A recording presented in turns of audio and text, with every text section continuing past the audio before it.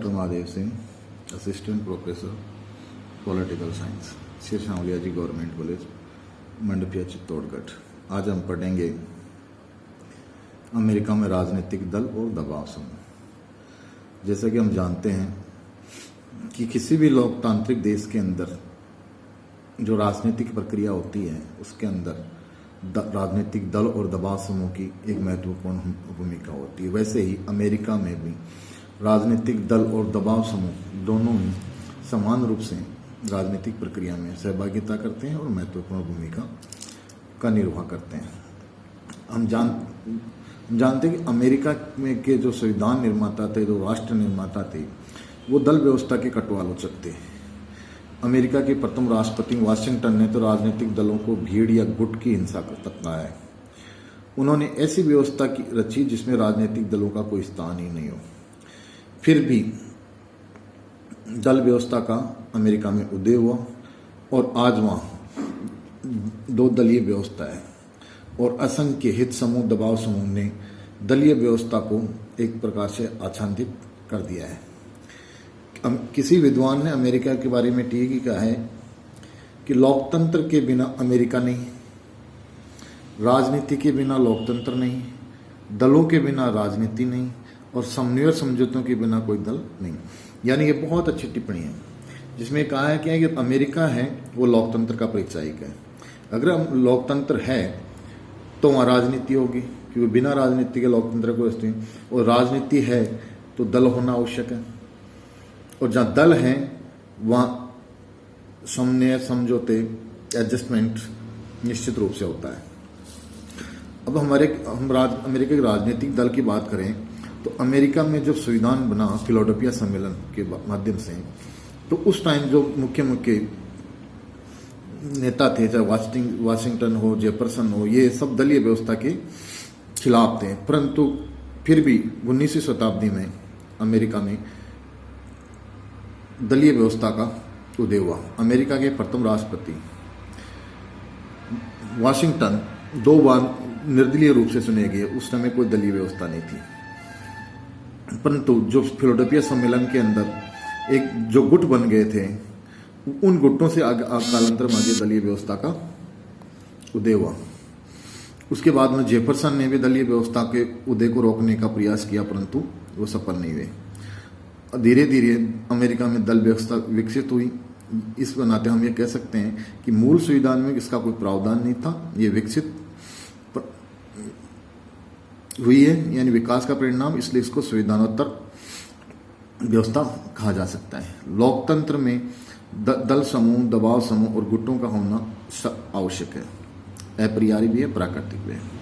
और अमेरिका में गुटों से राजनीतिक दलों का ही जन्म हुआ है।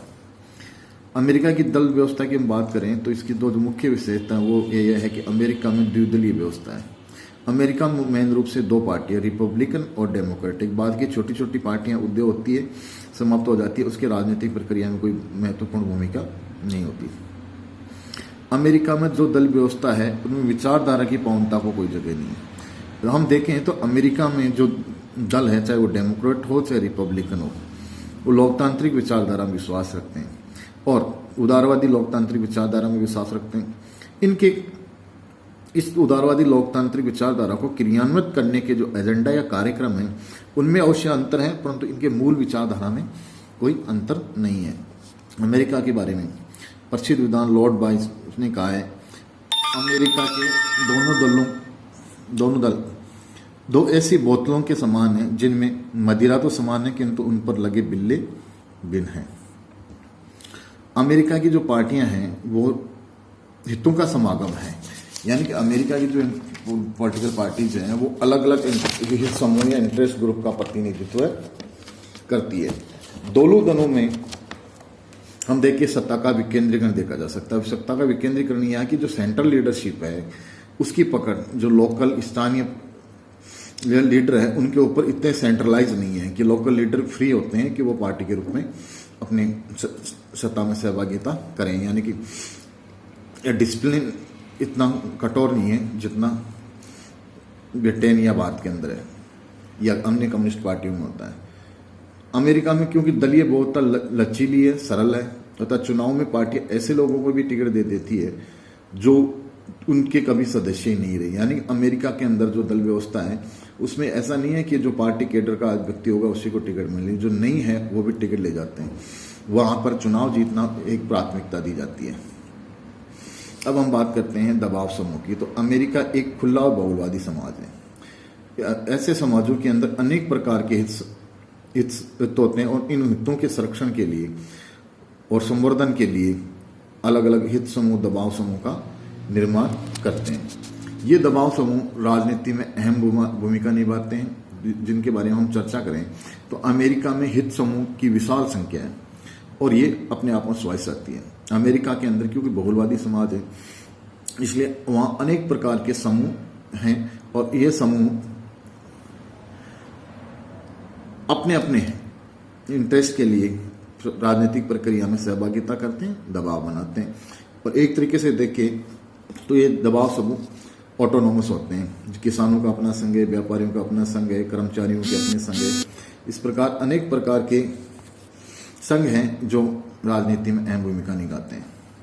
अमेरिका में क्योंकि शक्तियों का पृथक्करण और विरोध और संतुलन की व्यवस्था की गई है, इसलिए ये जो कार्यपालिका, व्यवस्थापिका, न्यायपालिका, तीनों का अपने अपने कार्य क्षेत्र है और तीनों एक दूसरे कार्यों को नियंत्रित भी करती है। तो दबाव समूह एक कांग्रेस को सुप्रीम कोर्ट के माध्यम से या वहाँ की राष्ट्रपति को कांग्रेस के माध्यम से अन्य प्रकार से अलग अलग एजेंट हथकंडे अपनाकर उनको कंट्रोल में करने का प्रयास करती है और अपने हितों का संवर्धन का प्रयास करती है। अमेरिका में दबाव समूह खुलकर लॉबिंग का प्रयोग करता है। अमेरिका में जो लॉबिंग है वो एक प्रकार से वैधानिक है।